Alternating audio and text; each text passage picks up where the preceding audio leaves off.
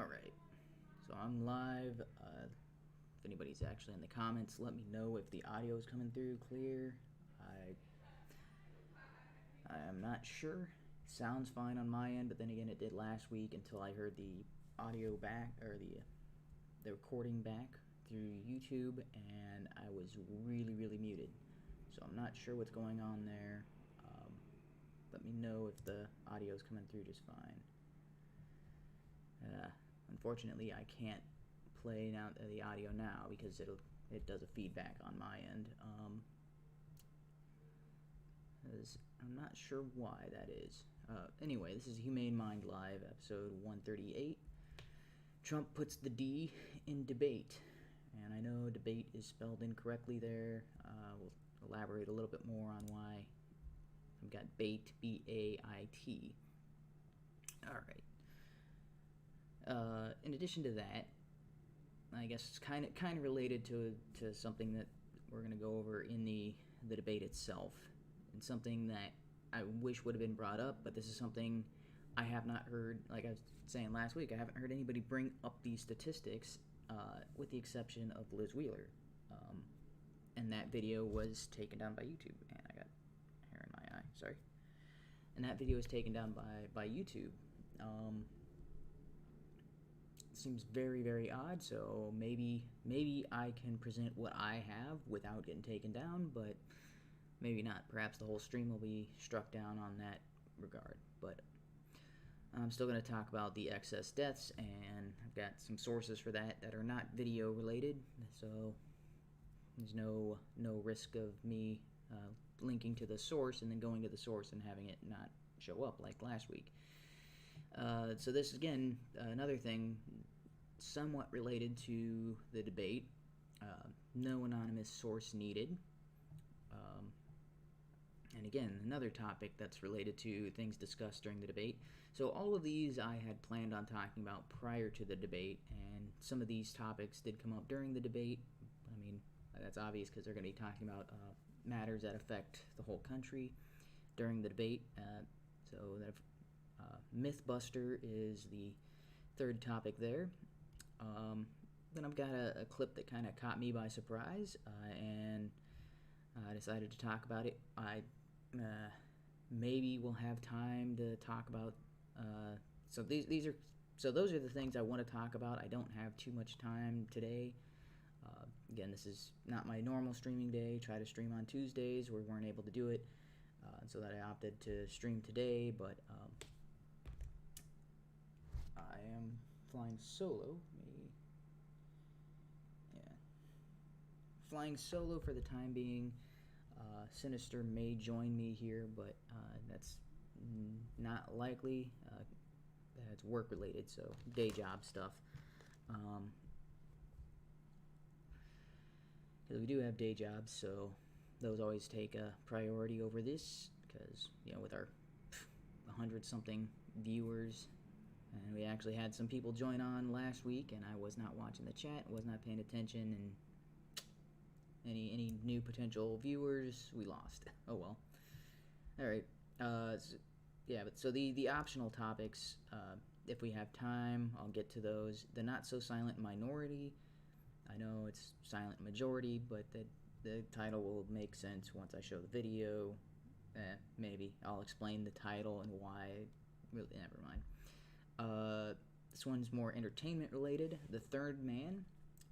Then we've got Hamilfun. And then an ending clip that I'll just play and then discuss after. Alright. So that's all I have here.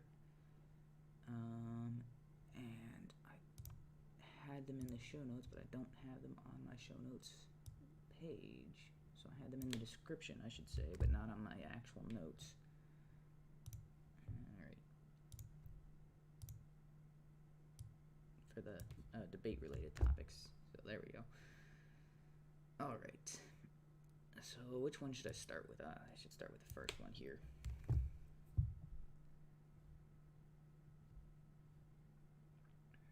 Alright, and I will try to keep checking back on the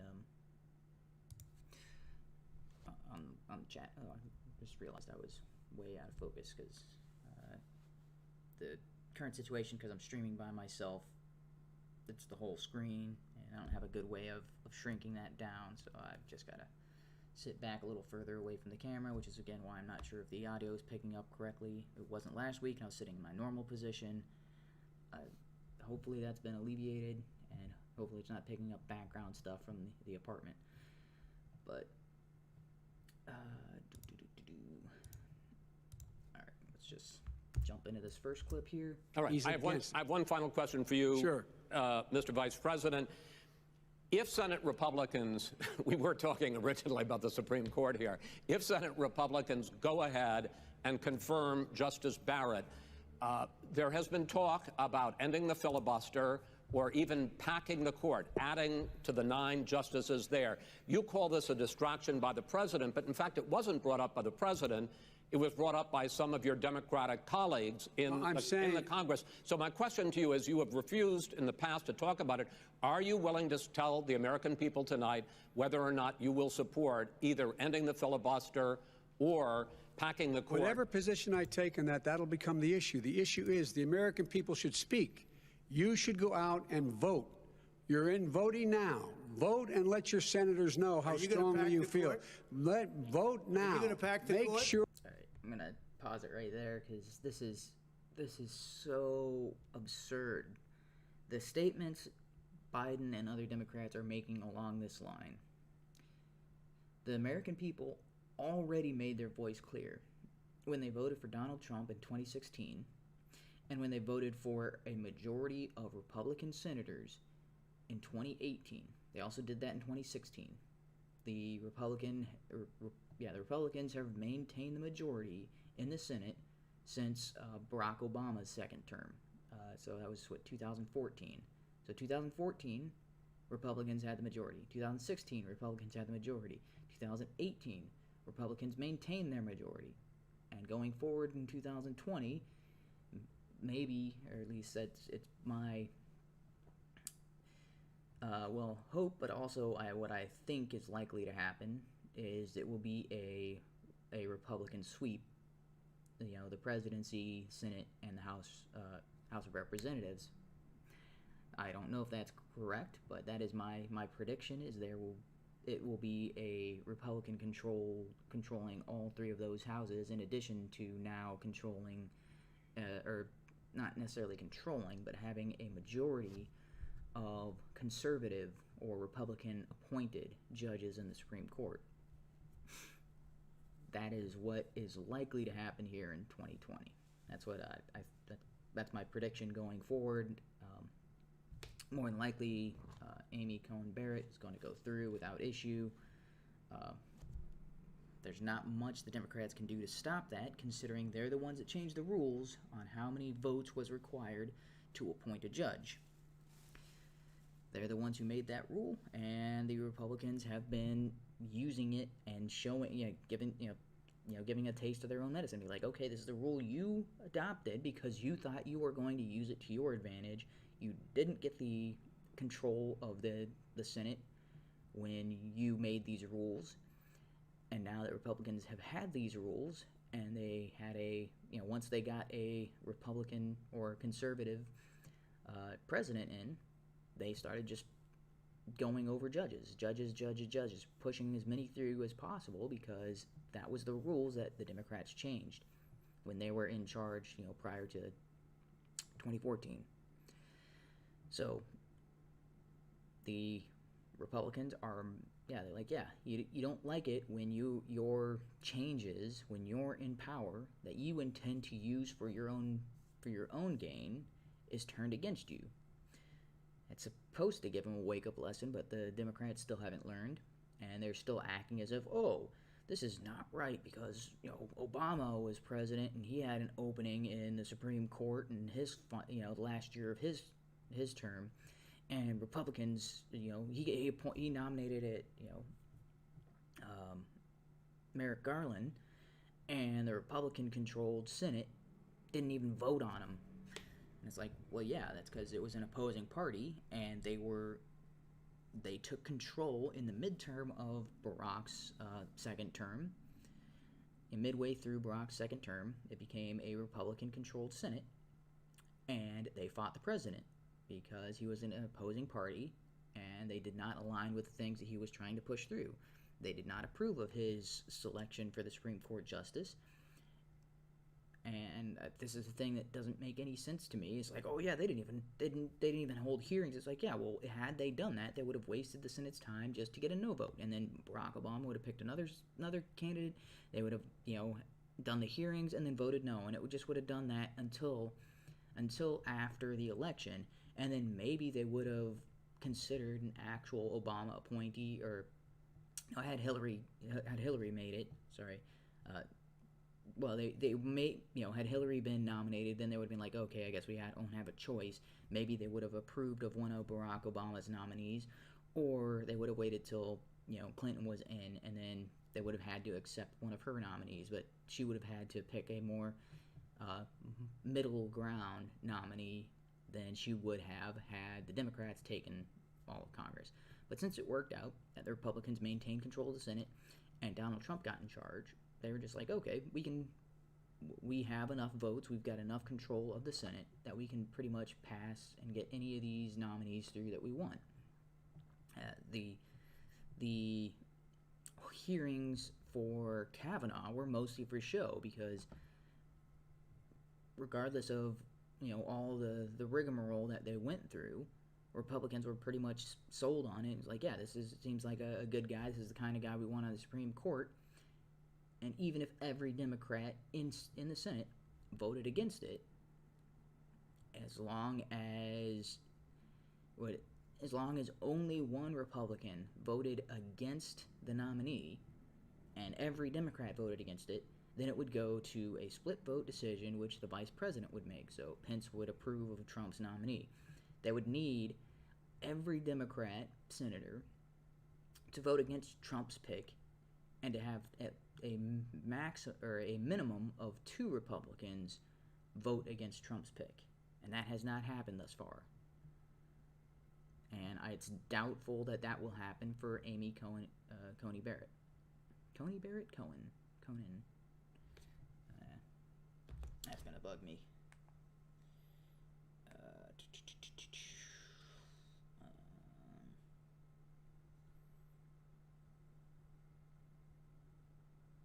Amy Coney Barrett. Yeah. Coney, like Coney Island. Although, I don't think it's spelled the same, right? Not sure how. Never mind. Alright, Amy Coney Barrett, right. It's likely that she's going to go through without issue. And that's what we kind of discussed last week. So the whole notion that Joe is kind of pushing forward here is, oh, the American people need a say. Well, they had their say. They had their say in 2016, and they had their say in 2018, and that say remained the same. The Democrats don't get to oh, well, now you have to wait until after 2020 to make a decision. It's like, no, to do that would be to deny the U.S. public, the U.S. citizens, what their vote meant in 2018 and 2016. For Barack Obama, it was different because the American people voted in 2014, and that vote is what Mitch McConnell and the Republicans were representing when they opposed President Obama on his nomination. They said the United States citizens nominated us, and we now are a Republican majority in the Senate. That's the will of the people. We are going to act on that. And they acted on that according to what the votes were in 2014. They didn't wait until 2016 and then okay, now we can actually work on the vote. No, they were doing in 2014 what they were doing in it was 2015 and the year 2016 is when they were trying to fill Scalia's seat.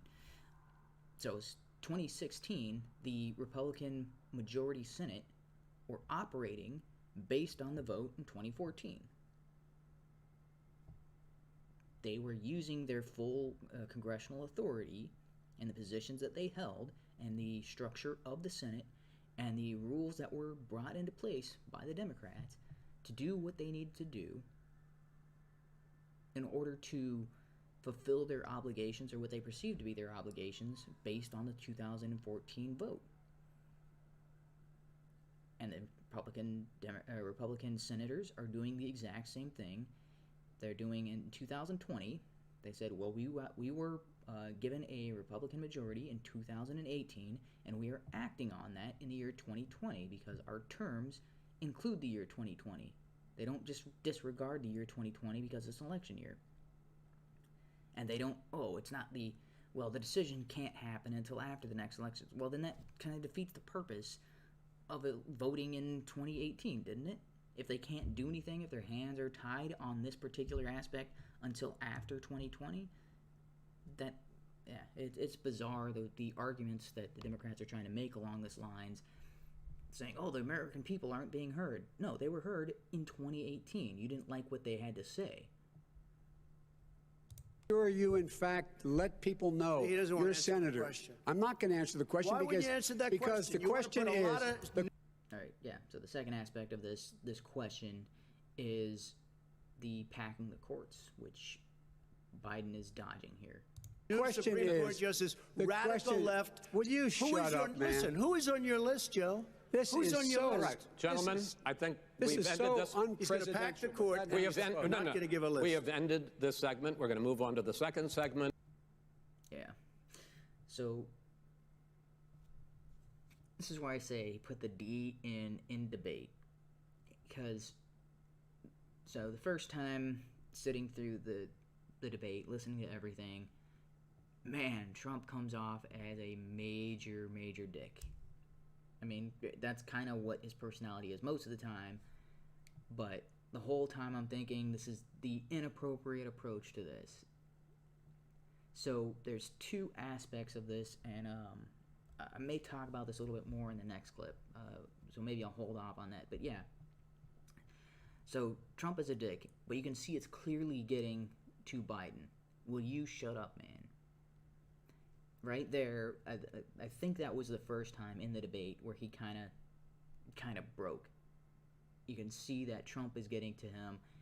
He's, there's a part of that is he's just frustrated because Trump keeps interrupting. But Trump is interrupting because Biden is clearly not answering the question. He's dodging the question. Trump is trying to get him to hold a specific position, but Biden won't because that's going to lose. Yeah, he's going to lose support if he gives a definitive answer. And Trump manages to get a definitive answer later on in the debate regarding climate change and all that nonsense and Green New Deal and energy policies and things along those lines. And Biden talked about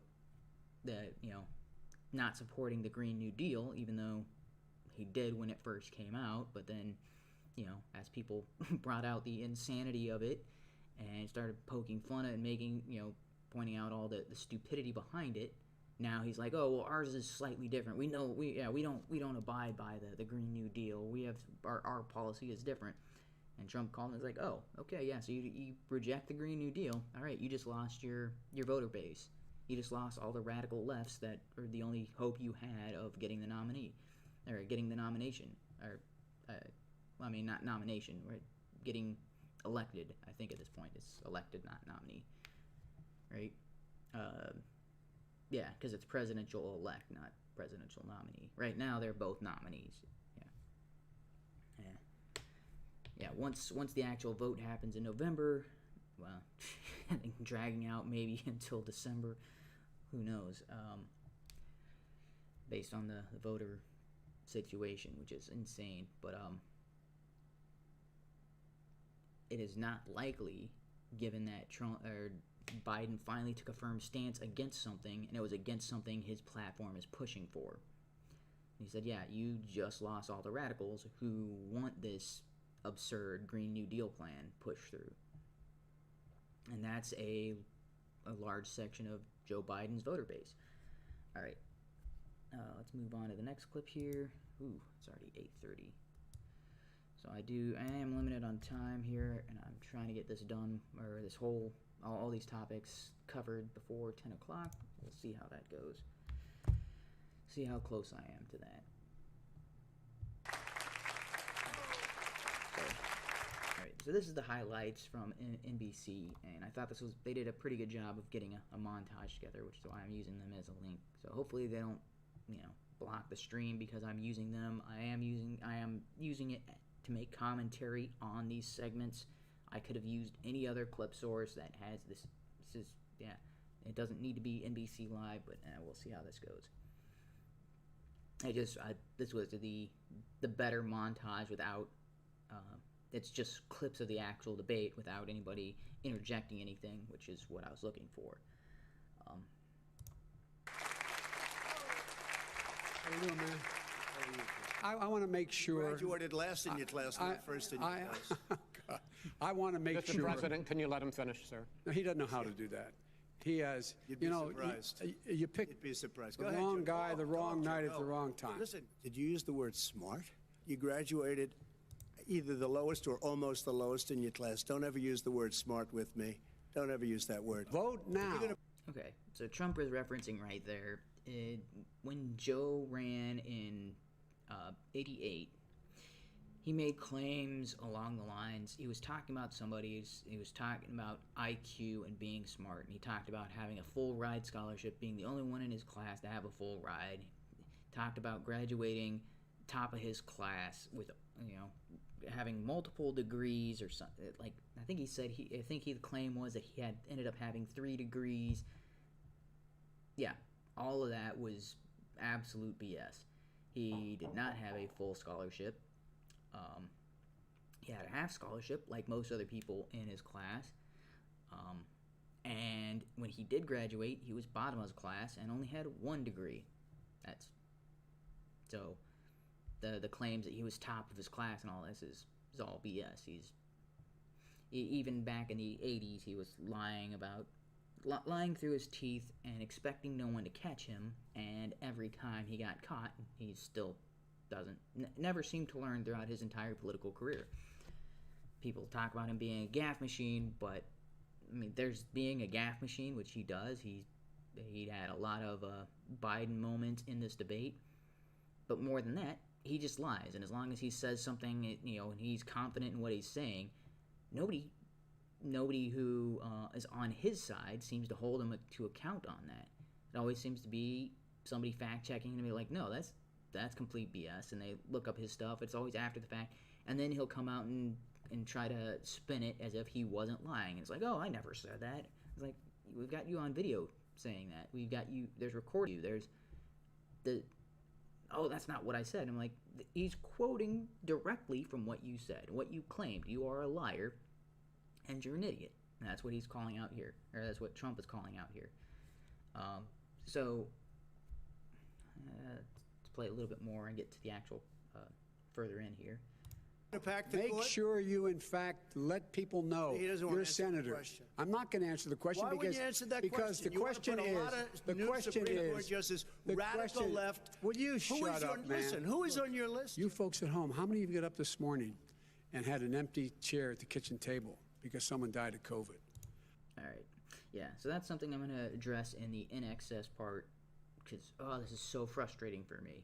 Because this is what I've been asking for since January, and I'm just now finding sources with the actual data to back it up.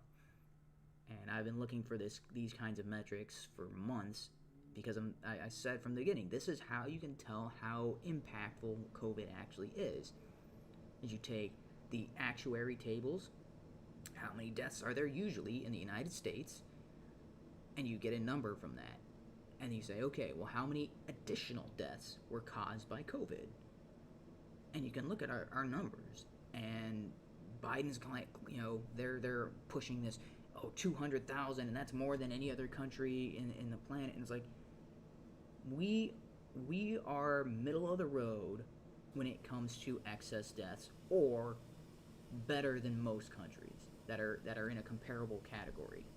I'll break that down a little further, there's charts, and I'll break it down. It's like, okay, here's countries that are similar to us as far as, being first world countries as opposed to third world countries, countries that have comparative per capita death rates and stuff like that. He keeps, he's like, oh, how many people have lost loved ones during COVID? And like, how can you lay that at Trump's feet? That is absolutely moronic. People were going to die because of COVID. There was nothing. Once it got out of China, there was nothing we could do. Now, back in January and February, it looked like it was contained to China.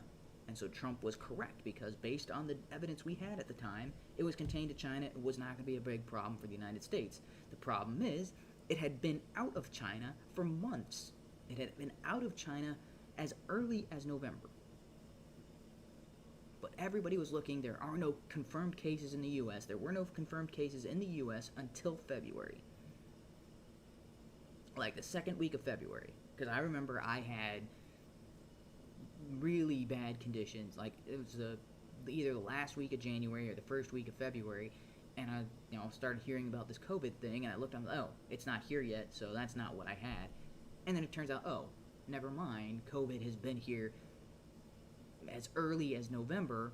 Then what I had was probably COVID, because it was just an undocumented case of it, because I didn't go to the hospital for it. I just treated it like a cold, stayed home, took regular cold medicine, got over it.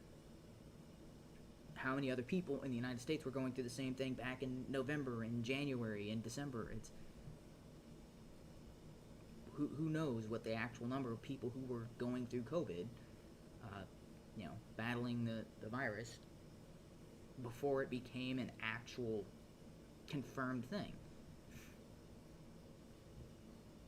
Now, had the Chinese government actually been telling the truth, and at the time, Trump was going off of what the Chinese government was saying, he was going off what the WHO was saying, he was going off of what all their world leaders were saying, and it's like, okay, going off of the information he had at the time, what he was saying was accurate.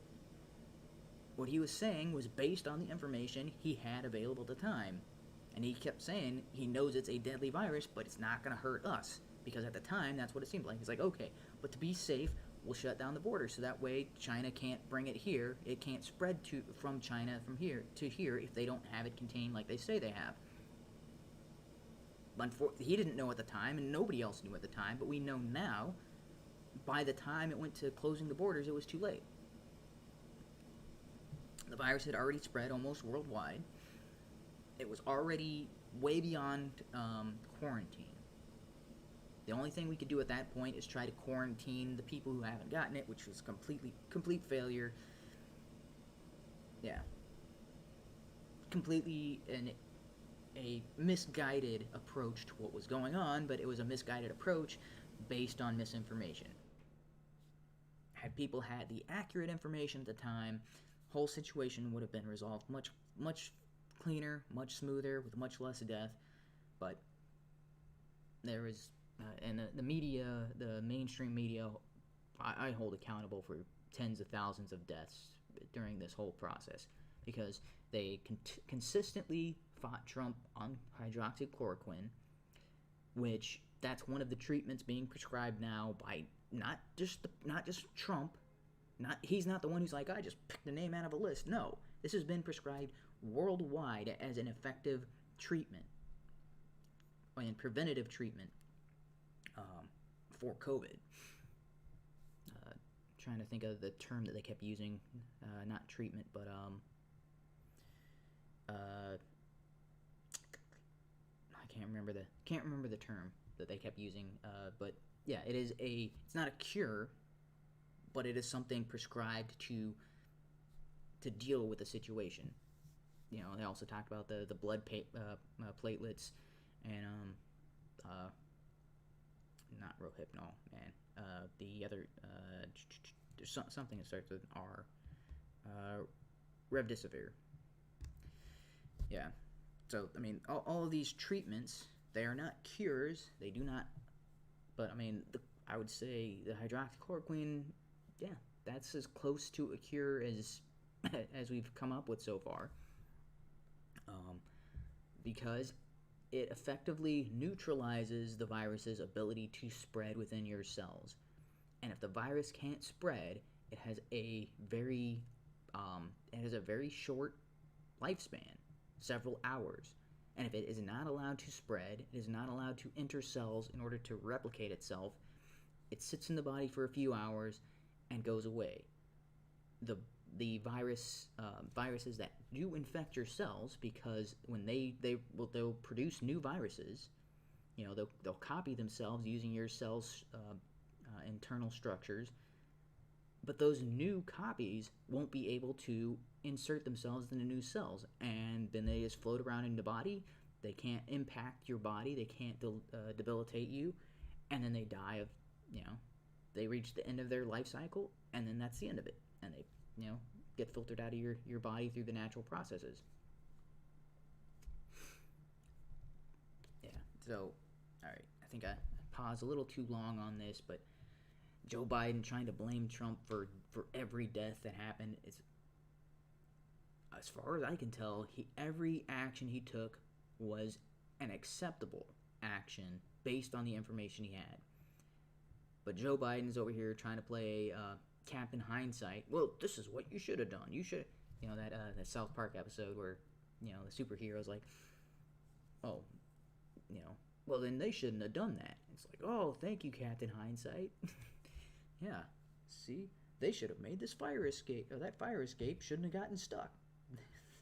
I forget what stuff that was mentioned during the actual episode, but it's always like, no duh. It's basically Captain Obvious at that point, but it's somebody coming along after the fact, knowing what happened after, saying, oh, this is what should have happened during. And it's like, yeah, that's what should have happened. How are we supposed to know that at the time? That's moronic. But, it's Joe Biden. I wouldn't expect anything insightful or intelligent to come from that man. Unless it's written by someone else, and I'm not going to get into that, but there has been rumors about this. I will discuss what we do know. Prior to the debate, both Trump and Biden agreed to be checked for audio devices like earpieces or somebody feeding them messages during the debate. The day of, Biden and his campaign said, nope, we're not going to do that. Yeah, so there's a whole bunch of speculation built around that. I haven't seen enough myself to convince me one way or another whether he was being helped during the debate or not, but I think if they were trying to help him, man, this makes this even more pathetic on his part, as far as I'm concerned. How many of you were in a situation where you lost your mom or dad and you couldn't even speak to them? You had a nurse holding a phone up so you could, in fact, say goodbye. You would have lost far How more many people. This is the same man It's who all told set you up. by Easter this would be gone away. Yeah, and it should have been resolved by Easter. It would have been resolved by Easter had people actually actually followed the example set by other countries that were dealing with this effectively, which was established at that time. We had already known about hydroxychloroquine, and we already knew that it predominantly affected the elderly. So had we just been like, oh, okay, then the people who have these comorbid conditions, people who are elderly, yeah, they should take all these extra security precautions. And everybody else should keep doing what they're doing. Had that been the case, the mortality rates would have been much lower, the lockdowns would have happened, everything would have been, it's like, okay, for all the people who are 65 and older, you're going to have to stay home for a while. People would have gone out of their way, giving to charitable causes and, delivering their groceries to their front door so they don't get COVID. So people would have gone, because people were already doing that. Making sure that their neighbors, had the supplies they needed, making sure their grandparents and all. But once everything was locked down, everybody was kind of, SOL. Everybody was out of luck. And Biden's like, oh, that's all Trump's fault. It's like, no. What Trump was saying back in March, had people actually listened to him and followed along, had governors been like, oh, that's actually a reasonable solution to this. Instead, they went in full panic mode, and they let the idiocracy control how things ran, and and they listened to the mainstream media say, oh, Trump is touting these conspiracy theories and these pseudoscience pharmaceuticals, and he doesn't know anything. He's not a doctor. And it's like, he doesn't have to be a doctor. He's repeating what the experts are telling to. Now, and all of you people are responsible for thousands of American deaths, and in other countries, well, their leaderships and their media would have been responsible there, but you can see that death rates are much lower. But then again, they didn't have a public presence fighting against the leadership of their countries at every step of the way. What Trump was prescribing in March, had that been implemented in the U.S., would have saved possibly another 100,000 lives. Now, what he was able to implement,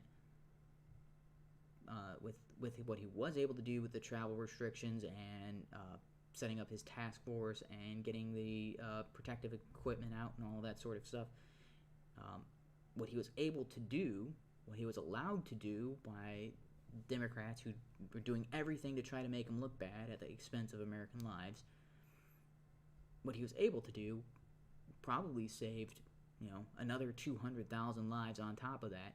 He will say he probably saved, 1.8 million, because, everybody was saying 2 million Americans were going to die if nothing was done, and now we're sitting at around 200,000. It's like, yeah, that's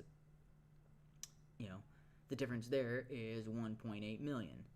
That's the number he's going to keep sticking to, because that's the number that looks best for him. In reality, the actual death toll from, granted, this is also based on hindsight, and some of the more accurate predictions that we now have, likely the most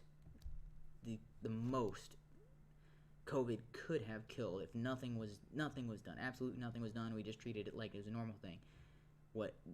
Based on the fatality rates and the spread, the most that would have happened would have been 400,000 to 500,000 deaths in the U.S. That's based on the more current numbers as far as how effectively it spreads and how lethal it is in certain communities. And had nothing been done whatsoever, likely would have been somewhere around 400,000 to 500,000. We're at half of that, and that half is all the stuff that Trump was able to get through. I would say another 100,000 or possibly more is all the stuff Trump said we should be doing and was fought on in every aspect of that. By the warm weather, it'd be gone. Miraculous, like a miracle. And by the way, maybe you could inject some bleach in your arm, and that would take care of it. Yeah, that's not what Trump actually said. And this is just Biden repeating what the mainstream media has said, and Trump calls him out on that, and it's like, yeah, that's not legitimate. This is the That was same man. said sarcastically, That was you him. know that. I That was 40,000 people a day are contracting COVID. In addition to that, about between 750 and 1,000 people a day are dying. When he was presented with that number, he said, it is what it is. Well, it is what it is because you are who you are. Yeah, I don't know why Biden thought this was I could see this point landing with Democrats and with people who don't know. And it's like, but at that point in time, when Trump made that statement, there was nothing more that could be done. Everything that could have been done was done. And it's like, yeah, that's the reality of the situation is it's spread this bad, and this is the current death toll. What do you want me to do about that? I don't have a time machine. I can't go back and implement the policies I wanted to implement without you guys fighting me on every little thing, even when I'm repeating the scientists that you say I should listen to. This is absolutely moronic. Yeah. I don't know why Joe Biden... I can see why Joe Biden thinks this is a valid point, because he's not talking to people who know better. He's talking to, stupid people who have been misled and lied to by the mainstream media. He knew all the way back in February how serious this crisis was. He knew it was a deadly disease. What did he do? He's on tape as acknowledging he knew it. He said he didn't tell us or give people a warning of it because he didn't want to panic the American people. You don't. That is a misrepresentation of what Trump actually said in those tapes and in what the journalist who was interviewing him recorded him as saying. And he was making this, he mentioned COVID in his State of the Union address. He had set up a task force in January. He was making press briefings about this in January. He was telling people what was going on, but he was saying, yeah, we're doing everything we can. We've got this covered. It's absolutely insane that Trump or that Biden would be like, oh, see, this is him lying about it, or this is him misrepresenting. He's not a good leader. It's absolutely retarded. He panicked. And Mr. even the President, people who please stop. testified under oath. So let me ask you this. No, go ahead, Mr. I'm listening to you. Wait a minute. You get the final word, Mr. Well, it's hard to get any word in with this clown. Excuse me, this Hey, let me just say to you. But are you willing tonight to condemn white supremacy? Yeah, so he said this client. So, I mean, you can see throughout the debate, Joe Biden is getting frustrated and it's getting to him. And militia groups, and to say that they need to stand down and not add to the violence in a number of these cities, as we saw in Kenosha. Yeah, so the entire time Trump was constantly interrupting Joe Biden and that sort of stuff. But I think that those were a mistake in execution, but they somewhat, those are things that somewhat worked for Trump in the long run. So I will, so this is where, this question right here is, I think, the only stumble Trump made. Like an absolute, like, okay, this was an absolute mistake on this. There was, I think he handled it poorly, like the whole situation. Like I don't think his tactic of, you know, just constantly being on the the offense, constantly interrupting, constantly, that I can see that is effective because it's getting to Joe Biden, and Joe Biden was losing his train of thought. He was stumbling over his words. He was, obviously getting flustered, was breaking his concentration. Yeah, he was getting to Joe Biden, and that I can see that being an effective strategy in a debate. Whether that is effective at getting people who are watching the debate to side with Trump when they were previously against Trump, I think it has the opposite effect. I think for the purposes of winning the debate and making Joe Biden look bad, I think Trump's tactic was effective. The problem is, it's not about winning the debate and making Joe Biden look bad. It's about winning voters. It's about getting more people. It should be, kind of like an Oxford-style debate, where this number of people were for Joe Biden to begin with, this number of people were for Trump to begin with. They had their debate. How many people switched from Biden to Trump, or I guess undecided? It would be included in there as well. How many people went from undecided to Trump? How many people went from Biden to Trump? Versus how many people went from Trump to Biden, and how many people went from undecided to Biden? Now, if you looked at those types of metrics, I would say for this debate, those aren't, we don't know exactly what the fallout of this, but more than likely, the people who are on the fence are going to go side with Biden. They're going to feel sorry for him. They're going to, like, oh yeah, Trump was a bully. We can't have somebody like that in charge, And then people who, I don't think Trump lost much of his user base on this debate. Like, all the people who are already pro-Trump are going to be like, yeah, we're still pro-Trump. All the people who are pro-Biden are probably likely still pro-Biden. But I think Biden successfully, throughout this debate, because of Trump's tactics, like, Biden didn't do anything successfully that I can see. I think Trump, because of his dickishness in this debate, probably pushed more people towards Biden than he pushed towards his side. Like, from the moderate category, the undecided, the people who weren't sure which way, he more than likely pushed more people towards Biden than he pulled towards himself. But this right here was the only time you're like, yeah, this was a huge mistake on Trump's part. And as we've seen in Portland. Sure, are you I'm prepared willing to do specifically that, but do it? Well, go ahead, sir. I would say. Let me back up a little bit. And as we've seen in Portland. Sure, are you I'm prepared in a number of these cities, as we saw in Kenosha, stand down and not add to the violence in a number of these cities, as we saw in Kenosha, and as we've seen in Portland? Sure, are you I'm prepared willing to do specifically that, do it? Well, go ahead, sir. I would say almost everything I see is from the left wing, not from the right wing. So what do you Okay, so that right there, that's an appropriate response, because he's talking, But here's where he makes the mistake. Look, What are you saying? I'm willing to do anything. I want to see Well, peace. then do it, sir. Say it. Do it. Say it. Do you want to call him? What do you want to call him? Give me a name. Give me a White name. Go ahead. supremacists Who and would white you like me to condemn? White Proud Boys. supremacists and Yeah, so right there, see, that's the only time I think Joe Biden successfully made an attack against Trump, from what I can tell. But that shouldn't have been a win for Biden. Trump made a mistake, gave him an opportunity, Biden seized on it.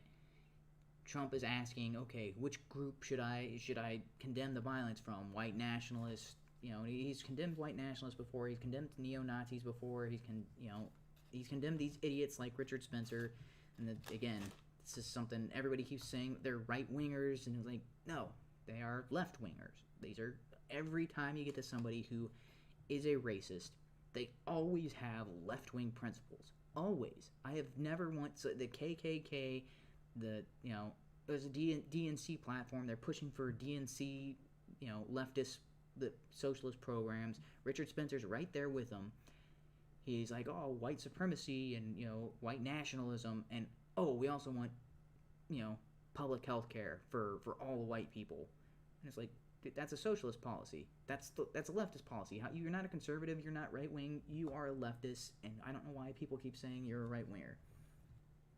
So, but Trump makes that mistake as well, saying saying all the violence is from the left wing, but it's like that's giving them the assumption that that the racists and white supremacists are on the right wing. And I'm like, if you ever talk to these people who hold these racist ideologies, it's Black Lives Matter. It's the exact same rhetoric, only you replace black with white. And you're like, oh, all of the same socialist policies, you just want a different race to be, to be held in high regard. Okay. Because, Black Lives Matter is a black supremacy movement. So it's like, yeah, you just, hey, a white supremacy movement with all the same policies, boom. How is that right wing? It doesn't. It's not like white people are right wing and black people are left wing. That's not how this works. It's like the racists always have the same policy recommendations. They are always on the left. It's very bizarre that people have been told this lie. But Trump fell for that. But then right here, he gives Biden the opportunity to mention Proud Boys. And Trump cannot come out against the Proud Boys because they're not a racist organization. They are not white supremacists. Tim Pool brought this out. And the recognized leader or the recognized person, aside from Gavin McInnes, now that Gavin McInnes stepped down, the guy who's actually running things for the Proud Boy right now is... he's a Cuban and black. Like he's mixed African American or not African American. So that's not but he's mixed, black and Cuban, if I'm not mistaken. It's like, yeah, that's your white supremacist guy. And the Proud Boys is not white. Like there's the guys who were arrested, and they there's 3 people arrested during that one fight between them, Proud Boys and Antifa. 3 of them were arrested. 2 of them were white. One of the white guys has a black wife and mixed children, and then the other third guy, who had a separate trial, was black. So the 2 white guys were tried together. Their families were not brought into court. They were tried on their own. It was like, oh, this white supremacist guy, and then the one black guy. I don't even think they actually brought that to. I don't remember the case, but I know he's not in jail, but the 2 white guys are in jail. It's like, yeah, that's because the media and the DNC and all these, they keep presenting them as if they're a white supremacist group, and it's like, no, it's mixed race. If anything, it is a Catholic-oriented group. If you were trying to find a unifying common factor, because it was started within McInnes's Catholic. I don't know if his church or if he just started this group, based on, because he talked about, one of some of the things that the Proud Boys was founded on was, not masturbating and, going out and getting married and having kids and taking care of yourself and being a man.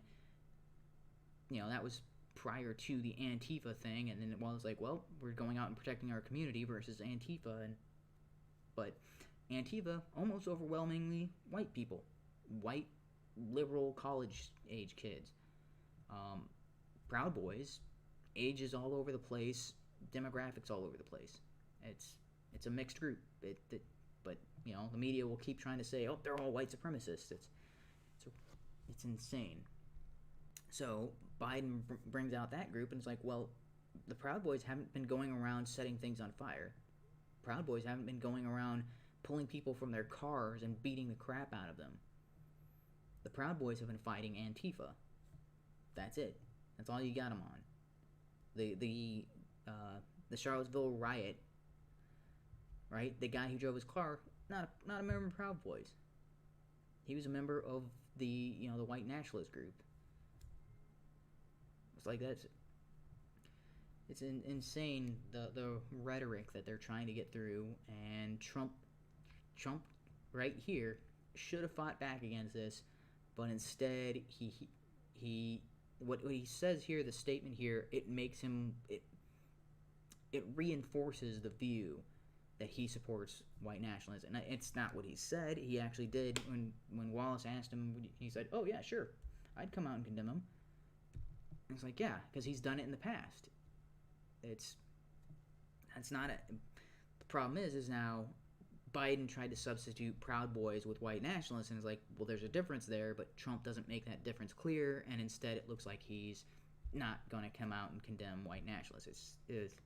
It's very, very bad optics, and he should have saw that, because he's usually very aware of it when he catching people in it, but for some reason he seems caught off guard here by what should have been a feeble attempt, and instead he fell right into this.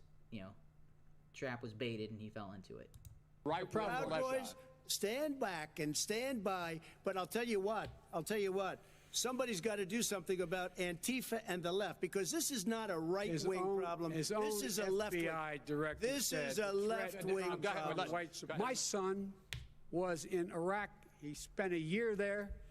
He got the Bronze Star. He got the Conspicuous Service Medal. He was not a loser.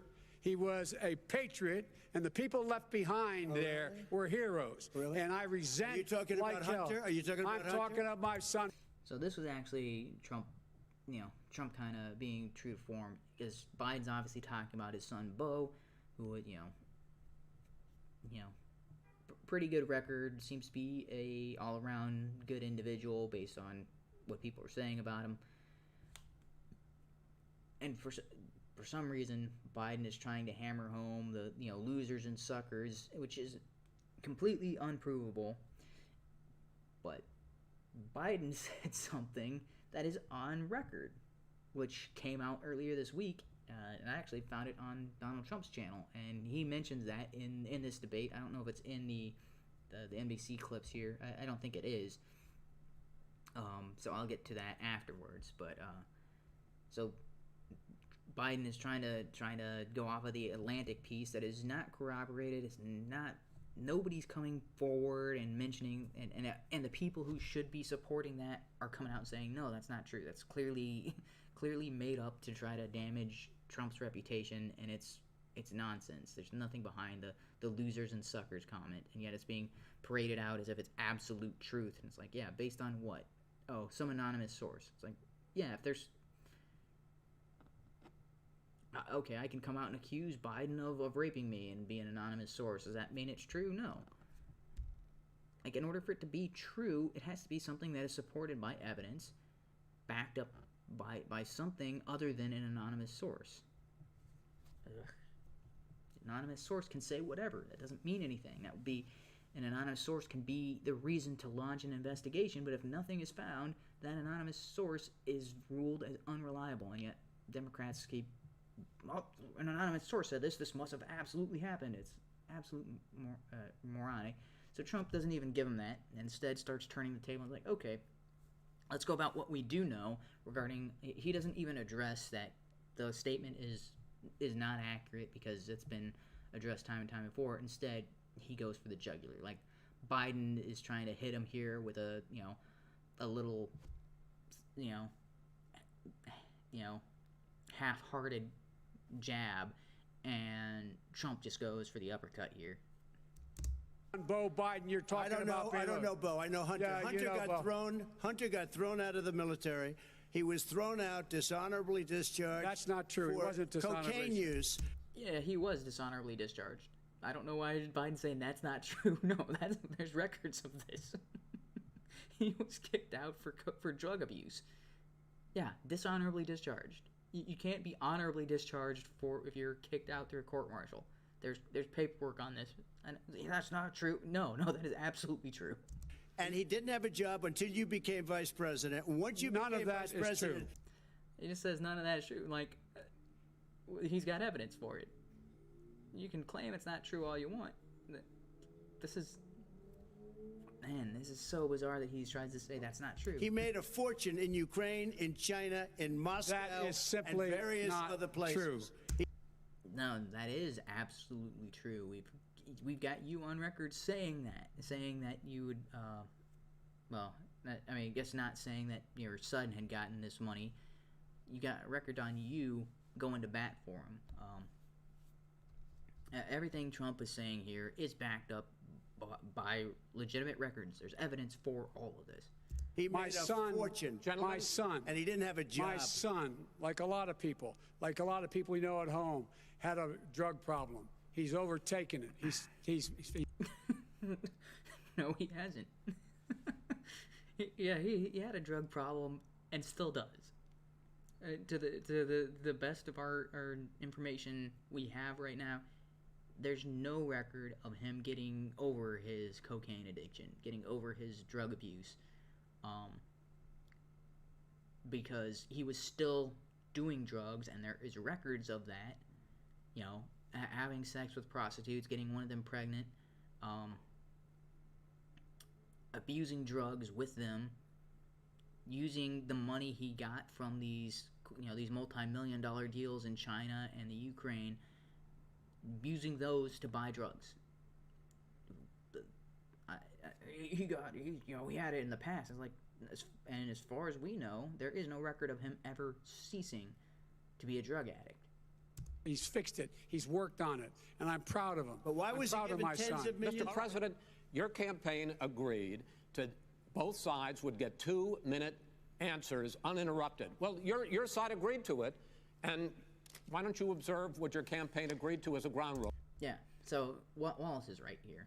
This is why I was saying, is like, yeah, Trump agreed to these rules, and Trump is not following them. There are specific rules to a debate. Trump is constantly interrupting, constantly going over his time, and that's the other thing that kind of really, really gets to me about the strategy he decided to implement here. Trump more than likely ended up talking about 1.5 to 2 times as much as Biden. Not because Biden wasn't given the equivalent opportunity, and it's not as if Biden was given the same type of time and instead stuttered and stammered and didn't get anything out. No, it's because Trump was constantly interjecting into Biden's time and constantly cutting him off. Biden would try to finish, he would get his 2 minutes, but for every 2 minutes, Trump would get like 3 minutes or 4 minutes on his side, because and the other thing is, for some reason, Wallace kind of participated in this, even though he's saying, hey, Mr. Trump, or Mr. President, you agreed to these rules and you're not sticking by the rules. Wallace also did a couple of times where he'd ask a question, Trump would respond, then he'd give Biden a chance to respond to the question, and then for some reason would throw back to Trump, but then not throw back to Biden. So Trump ended up answering twice in the time that Biden only answered once. That's not a good, and it's like, yeah, so some of it was Wallace's doing, but a lot of it was Trump's doing. And that does not look like a fair fight when that's the case. And in order for a debate to be successful at convincing people who are in the middle of the road, the undecided, it's got to look like a fair fight. And that's why I think Trump pushed more people towards Biden. Well, okay, sir? He never keeps his word. What Because you have to do is going to create thousands and millions. Yeah, but Biden right there, it's like, yeah, he never keeps his word. I'm like, which campaign promise didn't he deliver on? Every single one of them, he at least either delivered the full thing, sometimes above and beyond, but other ones where it's like, okay, he delivered as much as he could have despite being fought at every step of the way. Yeah. So the wall, yeah, it's not the wall he kind of promises can't, but there's more of it now than there was when he started. There's new sections of it. The wall is exactly what Border Patrol says they want and need. Yeah, that's the only thing where he's like, oh yeah, they didn't quite deliver it. So the other area where he didn't quite deliver was in the Affordable Care Act. But they did get rid of the minimum mandate and pave the way for that to be replaced as soon as they stopped getting fought in the legislature, as far as replacing that with what they actually want, with the American people, which will actually help the American people. And in the meantime, Trump has been doing everything he can, which is one of the more recent things is that I forget. I think it's something like preferred nations or something like that. Anyway, it's a situation where the United States now gets to pay the lowest rate for a drug rather than the highest rate. I don't know how that was a thing for the while. It's like, yeah, they would just charge whatever the pharmaceutical company would charge, but now the United States has it in policy, thanks to Donald Trump, that when it comes to prescriptions, if another country is getting it cheaper than the U.S. gets that cheaper price. If the price in the U.S. is $4, but the price for that drug in Canada is, say, $2.50, the U.S. is going to pay $2.50. They're not going to pay $4 for that prescription. In the past, they would have paid the $4, but now, hey, if another country, it's kind of like the Walmart guarantee. If you can find a cheaper price somewhere else, you pay the lower price. That's kind of the deal that we've got right now when it comes to our pharmaceuticals in the U.S., thanks to Donald Trump, and that's something Biden is going to ignore or pretend didn't happen. Of jobs, good paying jobs. But let him finish, sir. He doesn't know how to do that. $100 billion.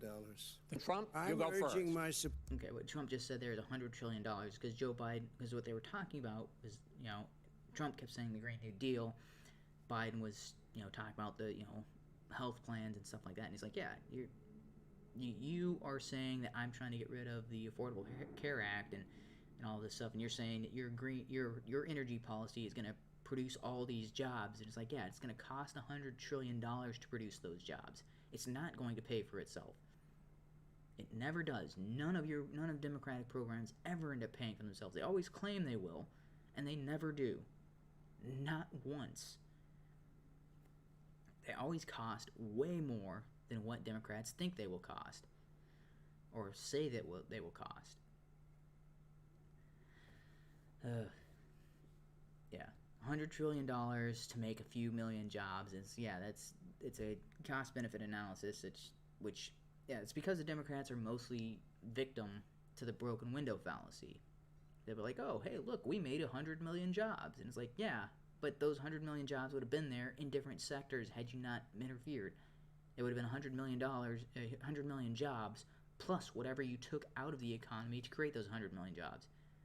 They only look at one aspect. It's like we made 100 million jobs. And it's like, yeah, well, how much did you spend to make those 100 million? Oh, well, we spent 100 trillion. But we made 100 million jobs. It's like, you could have gotten those 100 million jobs without spending the 100 trillion. Oh, yeah, they don't acknowledge that could have happened. They pretend that that's not a thing. Like, oh, we had to do this. And it's like, it's the broken window fallacy. It's like, well, we had to break your window, so that way you'd go out and spend money at the window repair guy. It's like, had you not broken the window, do you think that money would have just disappeared?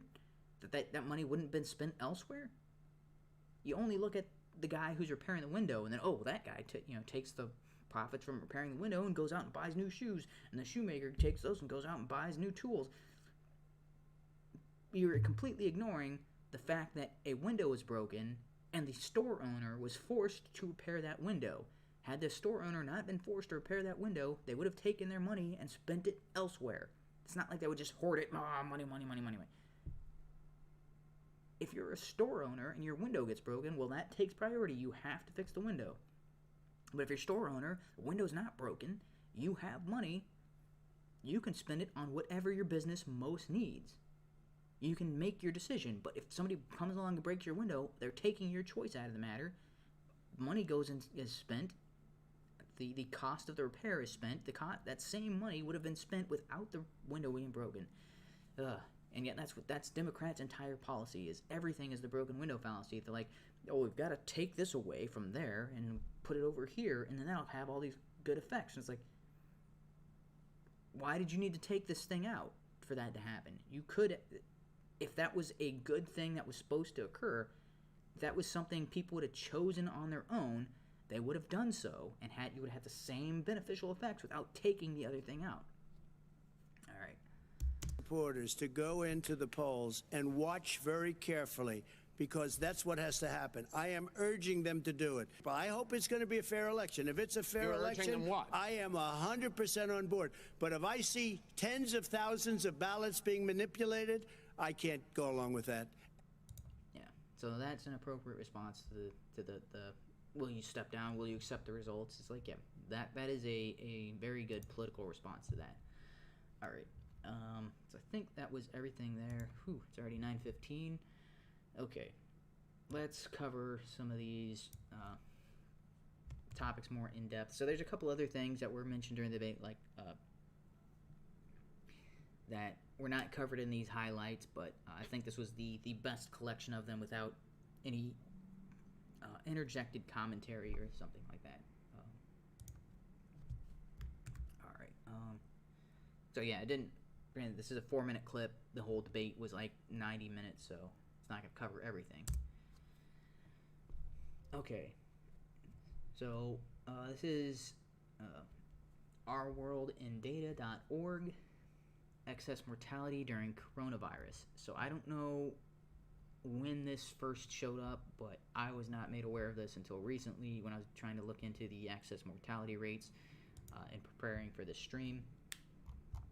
They talk about what excess mortality is. And I'll just read this brief description. It is a term used by epidemiology and public health that refers to the number of deaths from all causes during a crisis above and beyond what we would have expected to see under normal conditions. In this case, we're interested in how deaths during the COVID-19 pandemic compare to the average numbers of deaths of the same period in previous years. So they talk about how it's measured.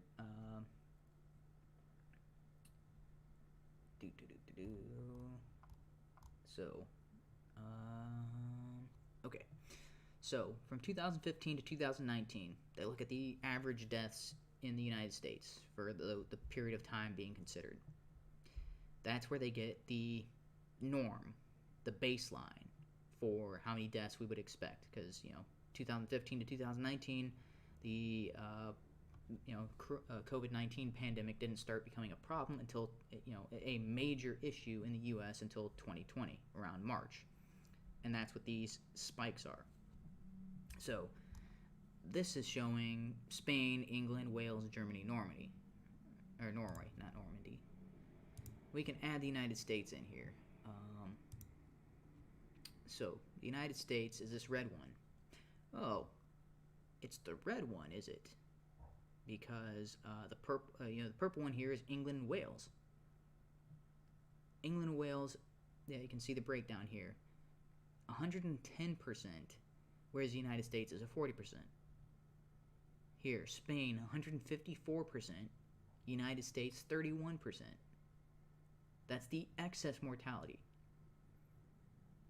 The number of people who were dying in Spain was 154% greater than it would normally be at April. Let's say April of 2015, April 5th of 2015.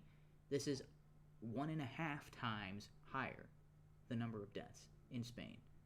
But it's only 30% higher in the U.S.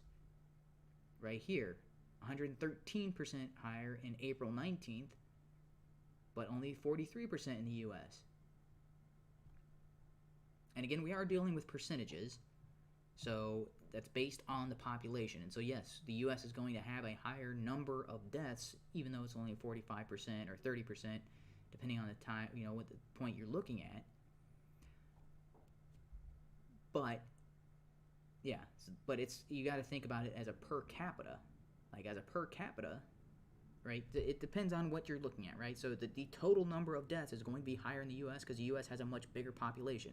Total number in England and Wales is going to be lower because they have a much smaller population in that country compared to the U.S. Same thing with Spain. But if you're actually, the percentages is basing it on a per capita. It's like, yeah, that makes it a little more equitable when you're comparing countries to each other to see how well we compare to these other countries. Now, you can go in and add, let's see, I think Israel was one that let's get rid of Norway and Germany in here. And we can add, what was the other one? So Italy was pretty bad. Okay. So now, Italy is this guy. And so that was seeing 90% when the United States was seeing 14%. So here, Italy was doing, better than the U.S. because you can see, so the Italy had its spike in March and then it starts to fall off. But all of these countries kind of follow this same routine. There's this huge spike in March and April, and then in June, it kind of levels off. You're talking about, 20%, 30%. So from the period of about March 1st until June is when we were seeing COVID actually take its full impact. That's when we were seeing the most spike in excess deaths, and then everything kind of gets close to leveling off, or so even in England right here was at 110%, but then right here they're at -2%. They're seeing less deaths. Right here is -6%. In a year with COVID, right here, there's this huge drop-off, -16%. In September, 16% less people in England and Wales died than were normally dying in 2015 through 2019 in that same date.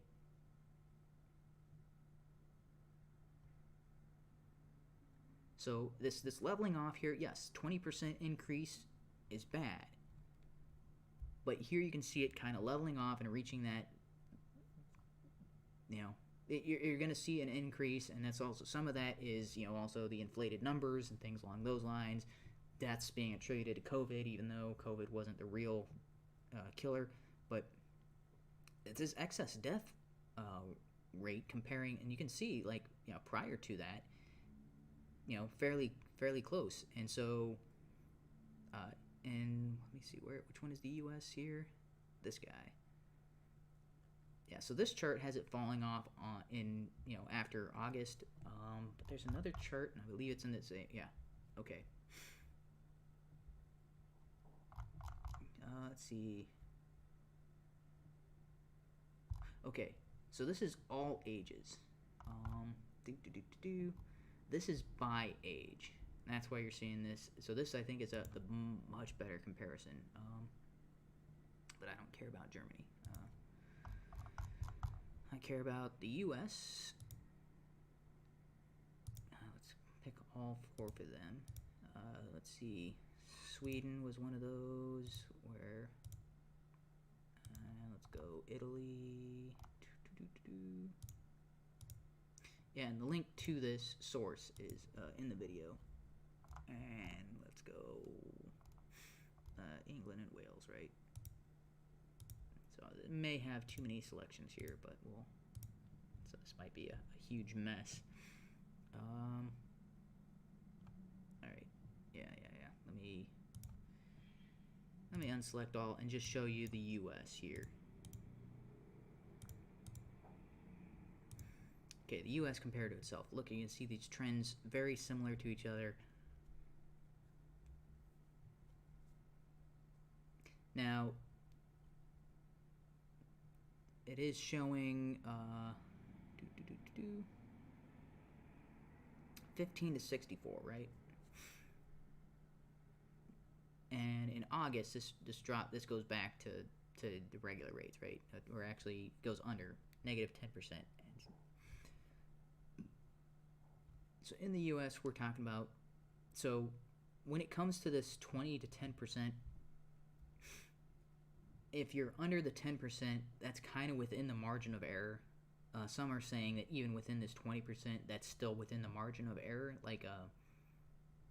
it may be a deviation from the average when you're talking about 2015 to 2019, but you're talking, well, that's the average of all 5 years, right? It's 15, 16, 17, 18, and 19. But you never know if 15 was a little bit lower and 16 was a little bit higher, or I don't know based on this, because this is the average of the full 5 years put together. 2015 might be the same thing, where you're seeing about a 10% increase, but then 2016 you're seeing a 10% decrease, and in 17 you're seeing it.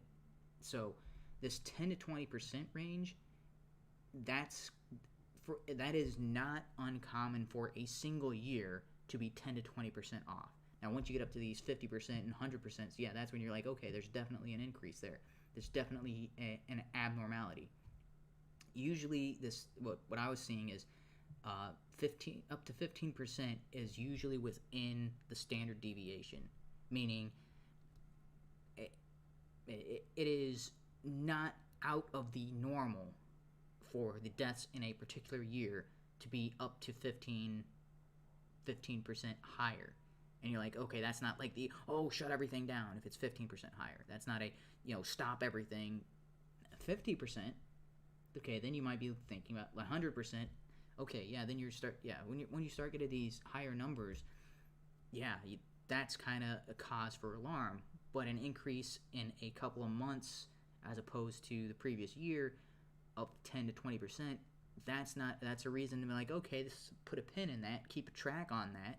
That's not a, run for your lives, it's the end of the world. And yet we've been in this situation where it's been within that margin of error in the United States since about June, midway through June. We've been in this, under this 20%. We actually hit under 20% right around here, under 20% in May. So May 31st, we're all under 20%. We're, if not at that standard deviation or that margin of error, very close to that at the end of May, at the start of June. And that's what I was talking about last week. It's like, you can see, so there is a little bit of a spike here in August, and that's a little odd, but that might have been when other states started opening up, and, I'm not sure what exactly the reason for that is. Some of that actually might be riots and not necessarily COVID related, like all the crime increases and deaths from that. I don't know if that's enough to quite offset this, or to quite account for all of this.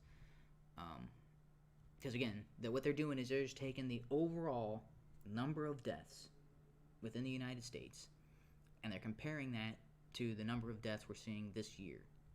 And they're considering all the excess ones as due to COVID-19. There could be other factors setting that off, like suicides, depression, riots. There might be other factors that are contributing to excess deaths that are being falsely attributed to COVID-19 here.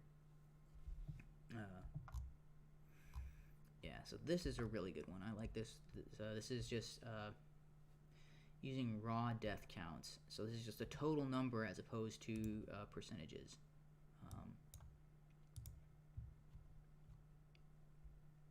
Okay, so this is the United States, and here you can see it's following that same trend line, right? So usually we see 60-ish thousand here, and so here's where I saw this huge discrepancy in what's being presented versus what we're actually seeing, because it's fairly close here. There is a spike here, but look at that spike. It's 20,000, right? Or about 20,000, right? 24,000 there, and then there it's 23,000, about 20,000. And here we're starting to see, okay, it's within 7,000, right? Like I was saying, it's that standard deviation within 7,000, not as absurd.